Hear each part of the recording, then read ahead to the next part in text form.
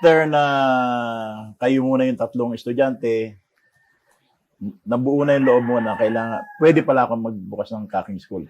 Yes, kasi lahat sila champion eh. So when was that? No, nag-start ka? That was 9 years ago. 9 years ago. Batch 1 sila. Ah, Lahat sila successful. ah, So after 5 months, nasundan yon 5. ah, Successful din lahat yung batch 2. okay. Itinigil ko.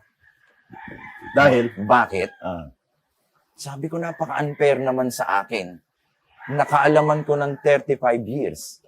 Eh sa 3 araw ay tinuro ko at kuha nila. mm, So para sabi ko, kawawa naman ako, paano na to? ah, So tinigil ko. ah, So kami, tuloy ang laban namin. ah, Ito na ngayon yung naging sitwasyon. okay, Lagi kaming panalo. okay.